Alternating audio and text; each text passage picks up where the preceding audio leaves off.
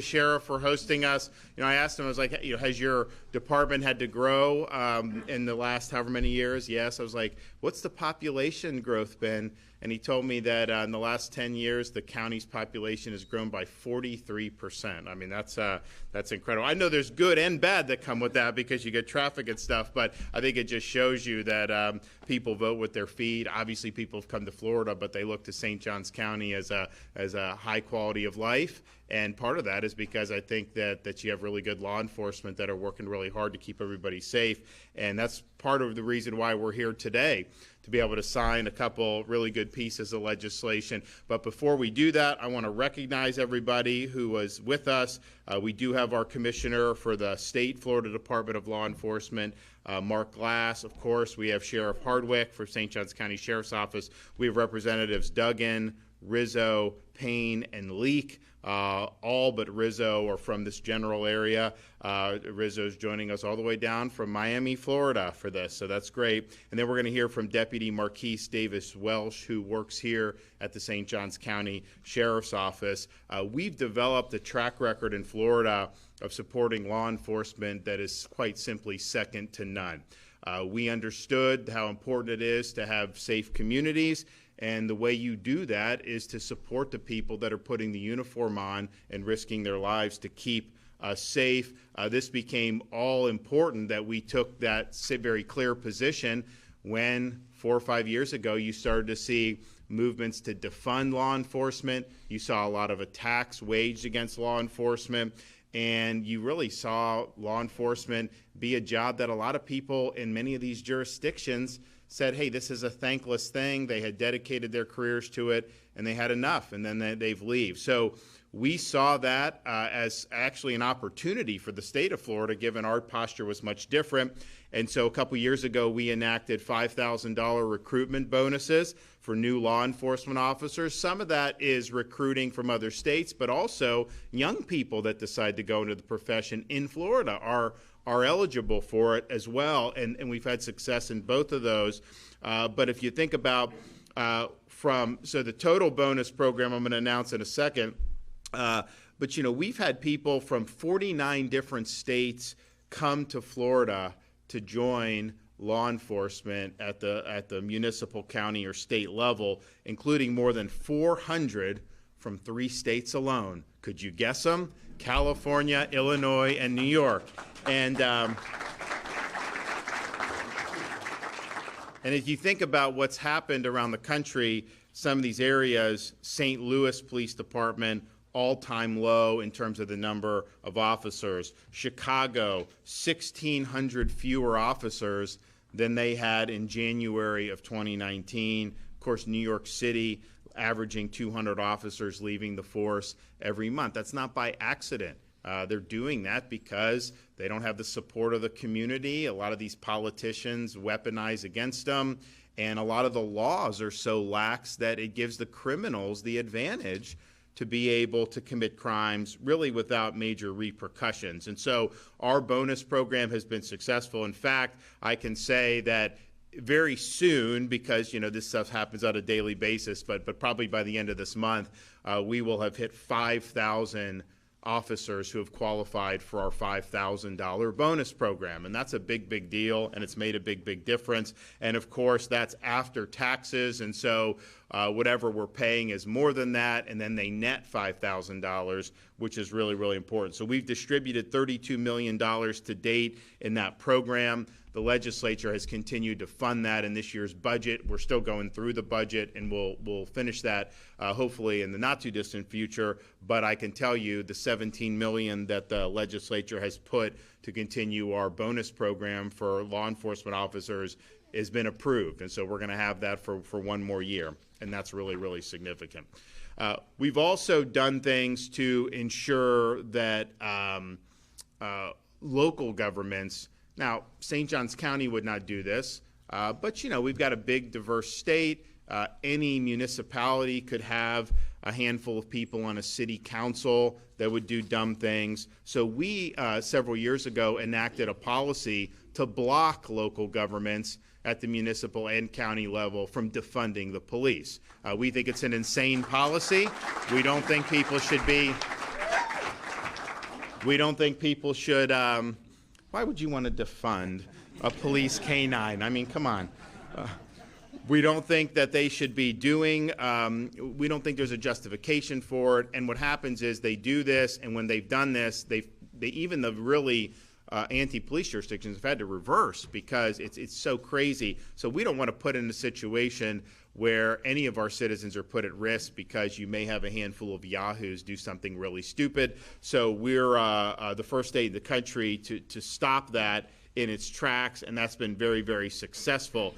We've also introduced law enforcement education initiatives in our high schools, and so each school district now is encouraged to establish public safety telecommunications training programs, as well as law enforcement officer explorer programs in the public schools. And part of that is, students can go, they can come to a sheriff's department, they can meet people who are doing this, and some students may have a different understanding of this prior to seeing that firsthand experience. And so I think what it's done is it actually causes some students to want to get involved in law enforcement because they see everybody working hard and how gratifying that can be. We've also created the Florida Law Enforcement Academy Scholarship Program. So that's tuition, fees, and up to $1,000 of eligible education expenses for trainees enrolled in a law enforcement officer basic recruit training program. We do things like Bright Futures for college education. So this is kind of the law enforcement answer to that. We've also made dependent children of law enforcement officers eligible to receive the school choice scholarships to attend the school of their choice. Now, that was important when we did it. Now we've done so much school choice that pretty much everyone is covered at this point, but still I think that was something that a lot of people really, really appreciated, and it shows that we appreciate the service. Where crime right now in the state is at a 50-year low, and that only happens when you have people that are wearing the uniform that are keeping people safe. If you don't support them, if they feel like they're under the gun, you are going to see crime rise. That's just the nature of it. So we have a overall crime down nearly 10% year over year, murder down 14%, burglary down 15%, robbery down 17%. And look, we do good stuff at the state with policy. That's important. If you have the bad policy, I mean, if there are no cash bail and they're releasing people all the time, you could be the best police officer in the world, have the best force. You're gonna, the thumb's gonna be on the scale against you. So our role has been important, and we're proud of that. But ultimately, here is where the rubber meets the road, and we have the best law enforcement officers in America in the state of Florida. So we're proud of that. Now, another thing that we did was recognize that our canines are part of ensuring law and order, and we wanted to make sure, and unfortunately, you'll have some of these perpetrators harm police dogs. They will do that. So we signed legislation a couple years ago to make sure that emergency service vehicles like ambulances can also transport injured canines, police canines, to a veterinary clinic to ensure that they get the care that they need. And that can save the lives of some of these canines, just having that. We've also signed legislation increasing penalties on those who harass, injured, or kill a police canine. We view them going after canines as them going after us, and we're gonna throw the book at them when they do that.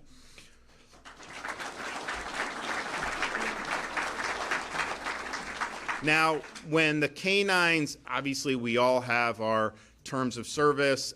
When the canines get to the point where they are retiring from the force, a lot of times the handlers will adopt them, or other people will want to adopt the dogs. The problem is that it is not necessarily easy to do that in terms of some of the medical costs. So we launched a program a couple years ago to ensure that caregivers of retired police canines received the stipend to cover the veterinary bills. And today I'm proud to announce that in less than 2 years, we already have 86 retired police dogs that have found good homes and receive veterinary care at no charge to the owner. And that makes a big difference. Yeah, that's good, isn't it? You're going to be taken care of. You don't got to worry about anything. It's all good. So all that brings me to today's legislative action. I'm signing a couple pieces of legislation, which I'm going to talk about in a minute. And why are these bills necessary? Well, one of the reasons I think they're necessary is this issue that just happened with the media is running that there were 96 shots fired. And they're trying to put the police officers under the gun. So you see these headlines, and they're trying to cause division in society. They're trying to create a narrative. They know what they're doing. And sometimes you got to read like 8 paragraphs down. And then when you do that, they have to admit that this guy was shooting at the police officers first.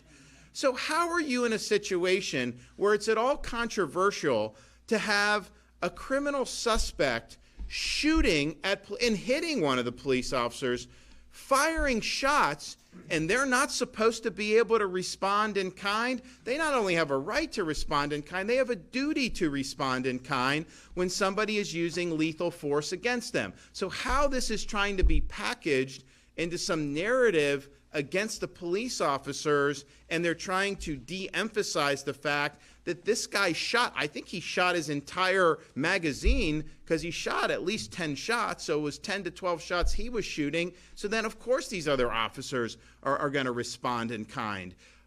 That just shows you, though, what I think people in uniform can be up against, because whether you did the right thing is not what some of these folks in the media care about. The media cares about is can they contort that in a way that is going to cause titillation, that's going to get more clicks, that's going to drive more viewership, that's going to cause more controversy. And they're perfectly willing to use a faithful law enforcement officer who's done it by the book. They're totally willing to throw that person under the bus if they think it can further the narrative. And the facts don't matter to these folks. And we've seen it time and time again in some of these situations. So this is the context that I think that we're dealing with here when we're talking about that. And the fact that that was portrayed the way it has been in some of these media outlets has been really, really disturbing to try to de-emphasize the fact that this guy fired on the police first. So we're going to do a couple bills that I think provides support for people who are wearing the uniform and recognizes that we've got some strange currents going on in our society right now that really seek to delegitimize law enforcement and what they're doing. So the first bill, SB 184, is going to prohibit the harassment of a police officer or first responder when they're actively doing their job. You shouldn't be in a situation where you're at a traffic stop, you're responding to a call of someone in distress, and then you have people come trying to interdict or trying to harass you from performing your duty. So if you do that, we view that as a problem, and now you're going to be held accountable. The other bill is HB 601, and what it's going to do is it really puts the kibosh on these extrajudicial investigations against law enforcement. They'll set up these things called citizen review boards, usually in these very tilted politically jurisdictions. They'll stack it with activists, and they'll just start reviewing things and trying to put people under the gun, even if there's no basis to do that. So we view that as very much a political weapon. We don't think that that will contribute to public safety at all. In fact, we think that that would hurt public safety. And so this bill really stops that from happening. If you have review boards, that's fine, but it's got to be done in ways where you have the sheriff or chief of police appointing people, because the sheriffs and the chief of police, they have an interest in ensuring that their personnel are conducting themselves appropriately as well. I mean, good order and discipline is very important, but it can't be people that have an agenda. So this bill is going to do that. I think it's going to be something that is going to give more peace of mind to people who are wearing the uniform. And that was the one thing that I hear when people come from some of these jurisdictions and move to Florida, get the bonus, and then they start serving,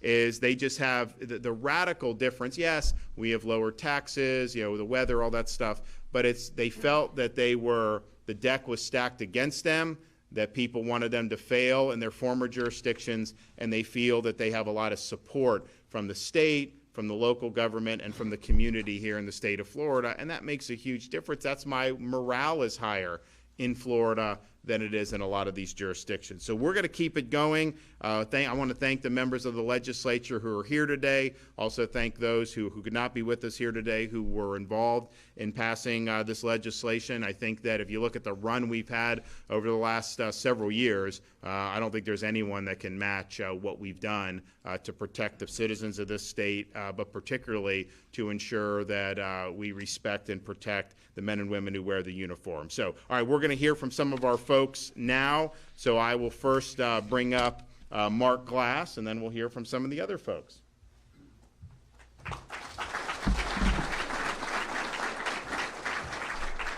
Thank you, Governor. I appreciate that. We are so fortunate to live in a state with a governor who champions our first responders. Can I get a...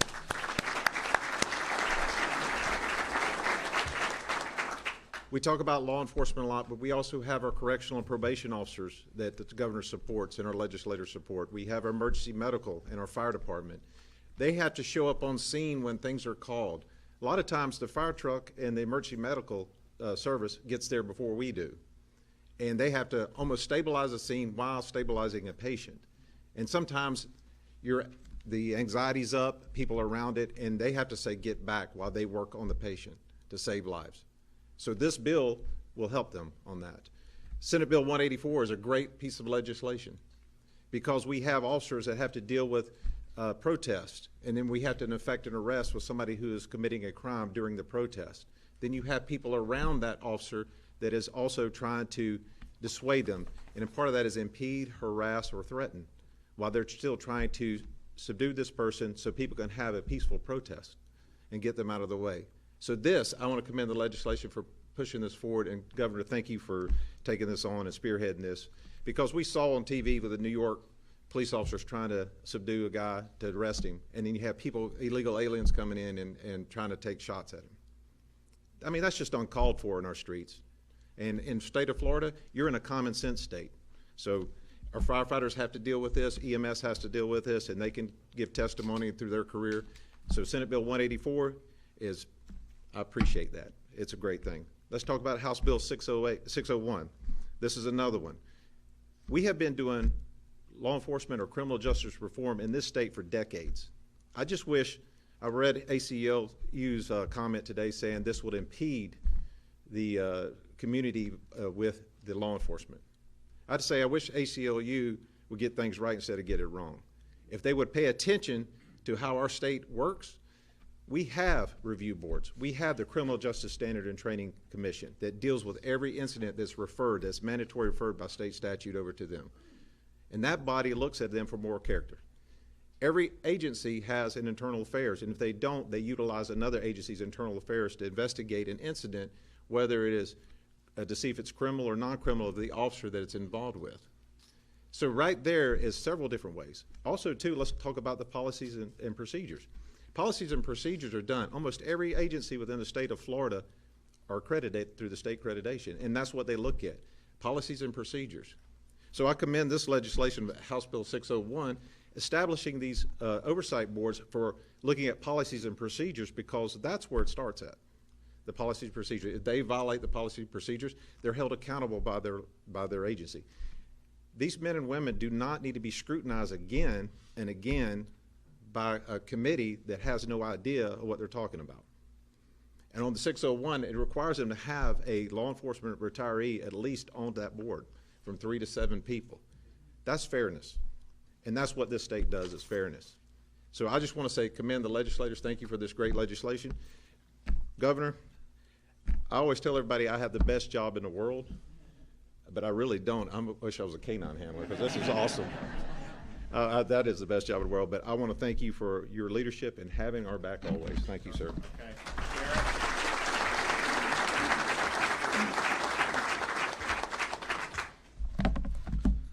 Good morning, everybody. Governor, legislature, commissioner, my fellow commissioners, of course, here in the Board of County Commissioners, of course, my fellow chiefs here, and the entire SJSO personnel.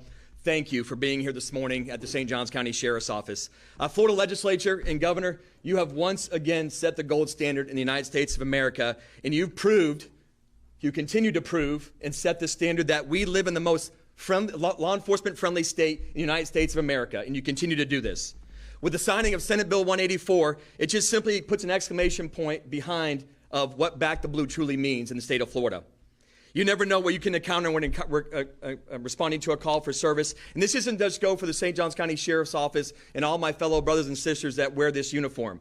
This goes for these two chiefs that sit here today in front of you with St. Johns County Fire and Rescue, which is Chief McGee, and Chief Avalise with St. Augustine Fire Department. This protects those men and women, too, that wear the same uniform and provide the same services.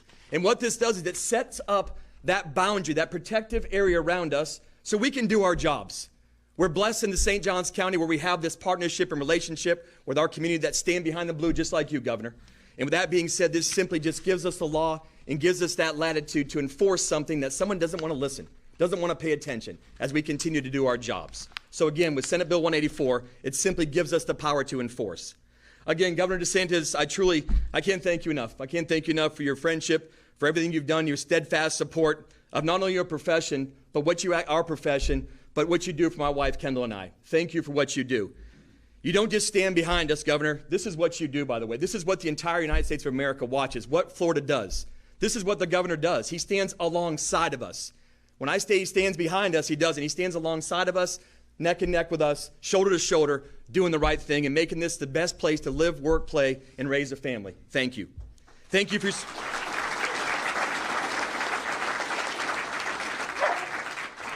Thank you for your support, Governor, and everything that you do to make this the greatest state in the nation. Thank you, Governor. Okay. Who's next? Come on up. Yep. Thank you, Governor. Good morning. My name is Wyman Duggan. I represent House District 12, right next door in Duval County. It's a pleasure to be here with you this morning. So I'm the primary sponsor for HB 601, which we're here to sign today. Thank you, Governor. There's been a lot of, I think, incorrect information out in the public about what this bill does and what it doesn't do. So there are 21 jurisdictions in the state of Florida that have some form of civilian review board, civilian oversight. And what this bill does is say that those boards and commissions and any new ones can no longer receive, process, or investigate complaints of misconduct against individual law enforcement officers, because there are already at least 6 or 7 different forums and venues where that can occur. They can still meet, they can still talk about policy, procedure, training, culture, systemic issues, but what they cannot do is use them as a vehicle to persecute our law enforcement officers, which to many of these organizations is the only utility that they think that organization has. And so when you hear people saying that these boards and commissions are being prohibited or abolished, that's not true. But to their mind, they think it is, because for them, its only purpose is to drag these law enforcement officers through the public square and the media for the purpose of humiliation and persecution. The process is the punishment in their minds, and we are not going to allow that any longer in the state of Florida. So thank you, Governor. I appreciate your support. I want to commend Steve Zona, the president of the State Fraternal Order of Police, for championing this issue and bringing it to my attention. It's been a wonderful opportunity to partner with you on this bill. Thank you.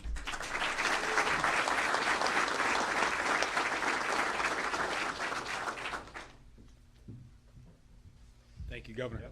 Good morning, everyone. My name is Alex Rizzo. I am a representative from District 112 down in a little part of the state, Miami-Dade County, and it's a pleasure to be here with you all today. So the genesis of what I lovingly refer to as the HALO bill, SB 184, started when I was running 4 years ago for this office, and I saw what was going on with the monetization, basically, of interactions with police. And it was people that would just get up into an officer's face who was on duty, put that camera right up in there, and for no reason other than to harass them, was basically putting this back onto social media, monetizing these interactions. I was disgusted with that, frankly.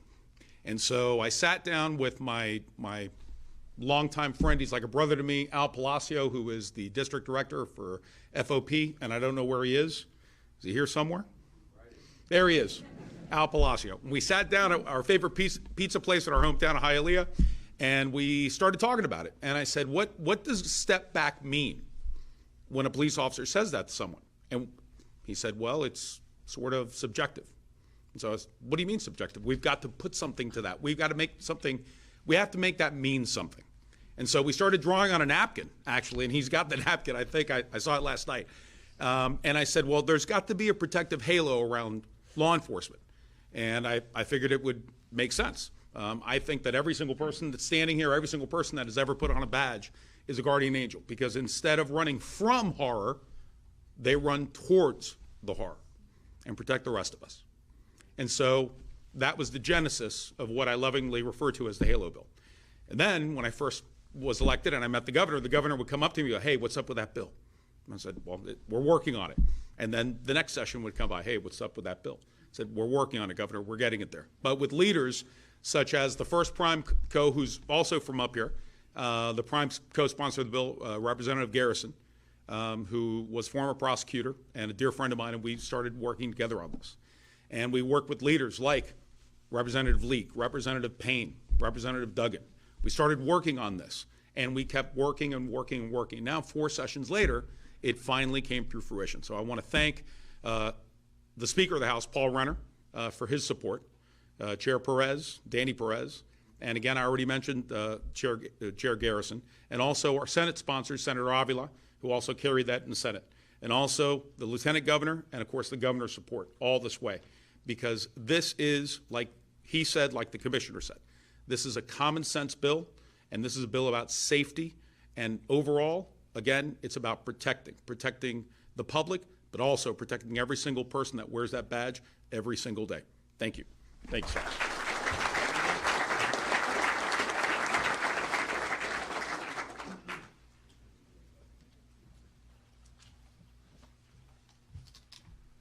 Good morning, everybody.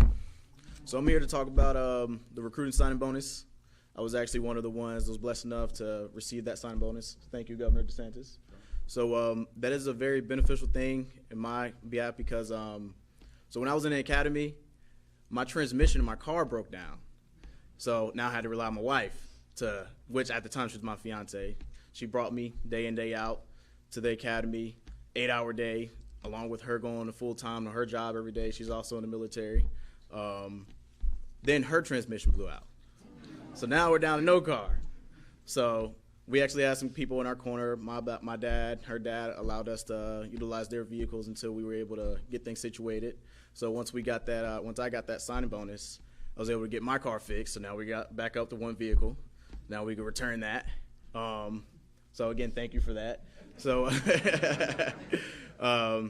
and again, after that, here I am with the St. Johns County Sheriff's Office. I want to thank Sheriff Hardwick, Director Beaver, for allowing me to be sponsored to make it through the academy. I wouldn't be here without them. I want to thank also my old Sergeant York, because I started in the Police Athletic League with the Sheriff's Office, and also my Corporal, Michelle Lima, she's in there somewhere. They trained me up also while I was in the academy, because I was still, working for PAL along the way. They made sure I was up to par with everything, made sure my knowledge was good, made sure my attire was good. And then a lot of people don't know too, back then I had dreads. I was like all the way down here.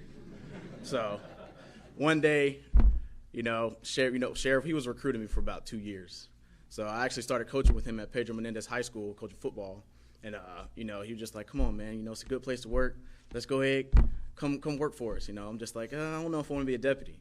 So then he's like, all right, you don't have to make that decision now. Why don't you just come work for PAL, Police Athletic League? I'm like, all right, cool.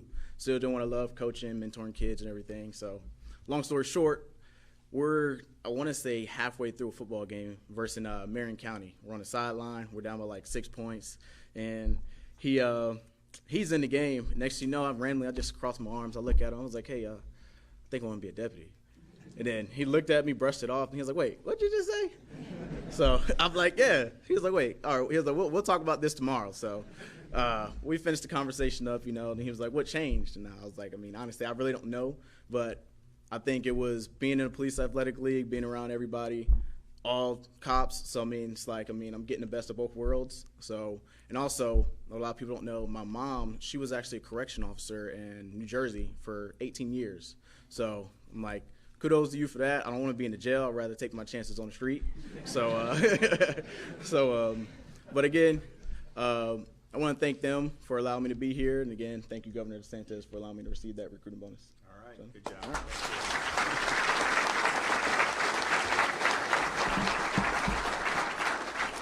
All right, well, we'll have the folks who are going to participate in the bill signing. You can kind of come up and gather around, and we'll do both of these bills.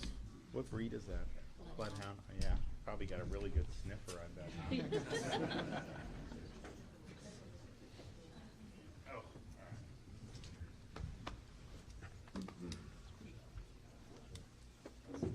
all right.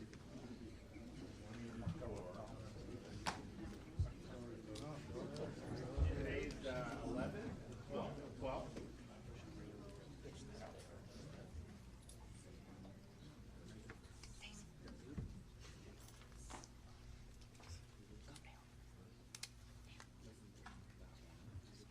Now this is should be 6:01.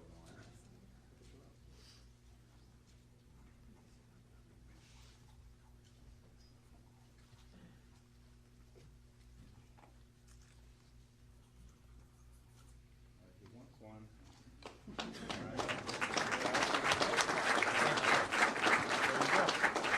Okay, guys, there it is.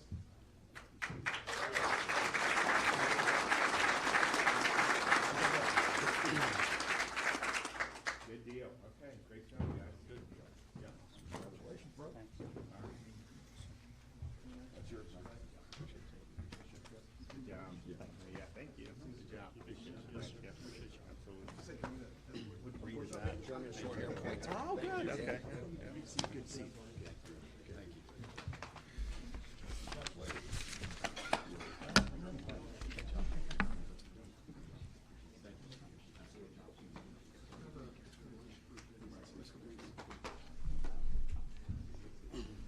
Got that bloodhound behind me, so I would not want to have drugs on me with that thing. I mean, that thing will sniff anything out.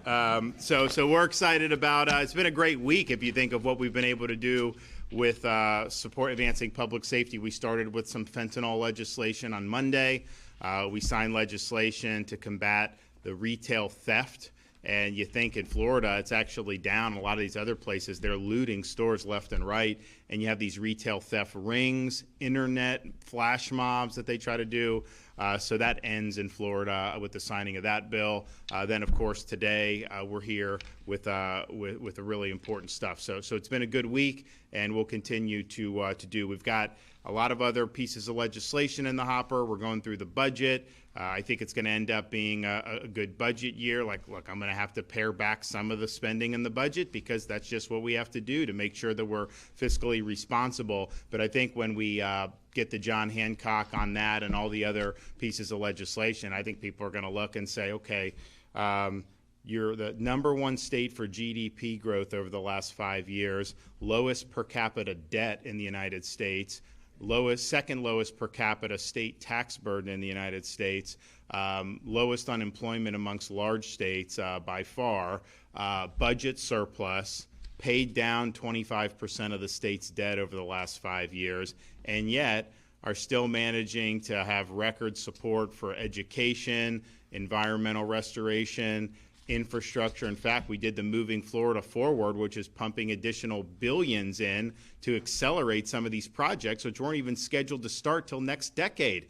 Now they're going to be done 10, 15 years ahead of schedule. So we put that up against anyone. I mean, clearly there's a lot of states that are having a lot of trouble even doing basic things, and we're getting it done. So we're proud of that. Okay, we have any questions? Yes.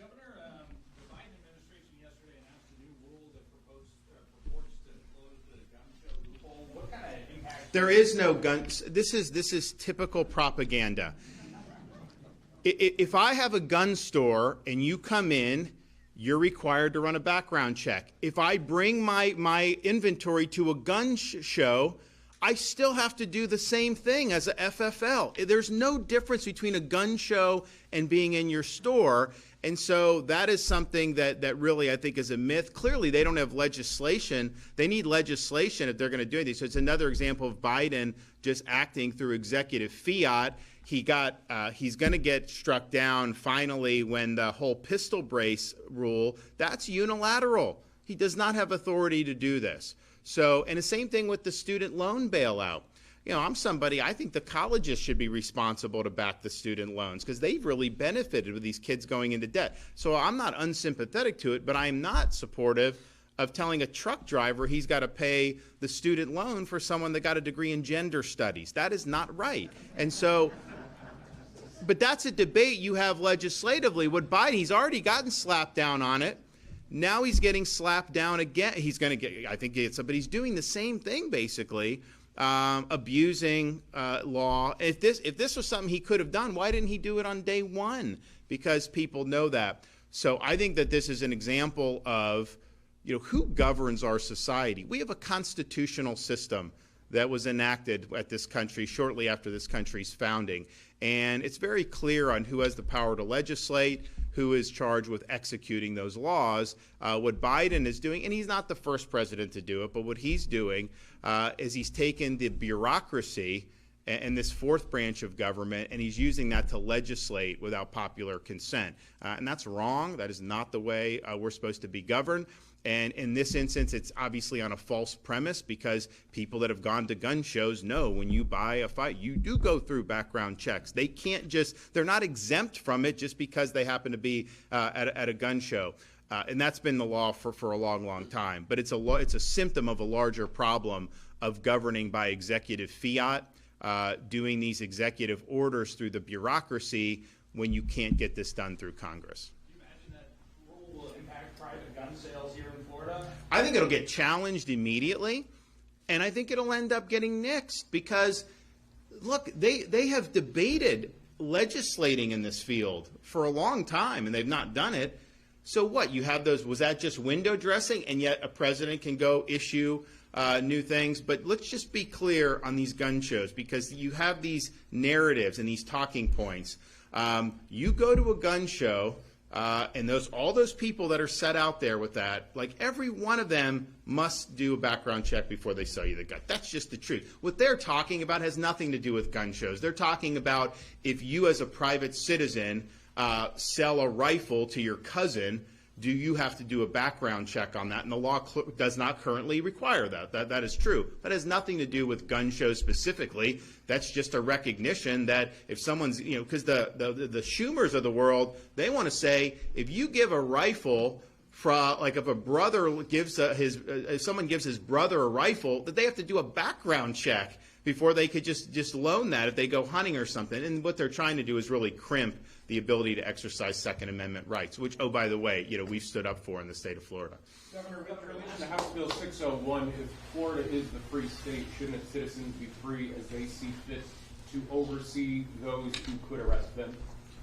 Well, they're not free to use law enforcement as political piñatas.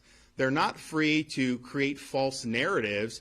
They're not free to try to make it miserable to live or to work in uniform. And these things are highly political. But as you heard Wyman say, they can do whatever, but they're not able to initiate disciplinary proceedings. We have other ways to do that.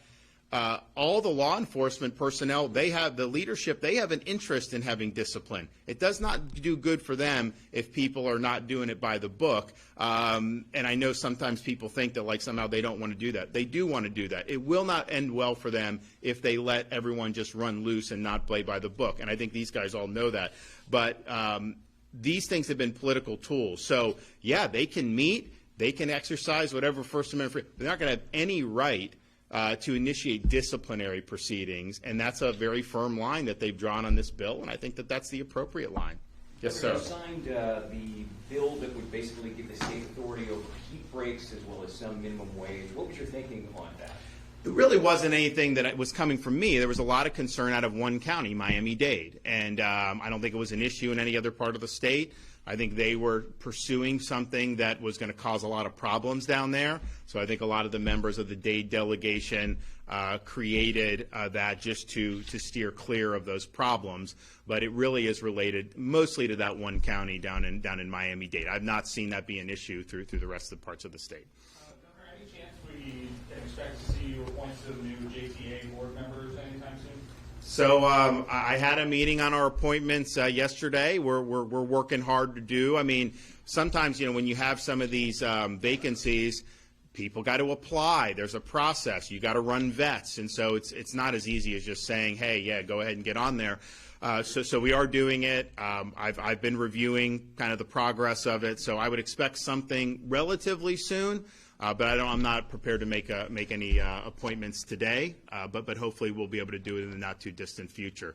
Well, listen, we want to be back. We're going to be back in Jacksonville soon. Some of our education stuff, which I think is really exciting, what we've been able to do this year. And I think if you look overall about what's happened over these many years, you've got a lot of folks in Northeast Florida that have done a lot for the state and the legislature and delivered a lot of really big wins for the people, not just in Northeast Florida, but all of Florida, but particularly some of the things that they've been able to do here. So you guys should feel good that you got some good folks up there in Tallahassee that are fighting for you and that are delivering some really big wins that are gonna continue to make this area a really place to go. I mean, did you see the rankings where they said the top cities for where they're hiring, particularly good jobs? Jacksonville. I mean, I think 4 of the 5 were Florida, or 3 of the 5 were Florida, but Jacksonville, I think, was number 1 in that ranking. So I think that's really, really testament to the good job people have done here. So let's keep it up. Thanks, everybody. God bless. All right. Thanks,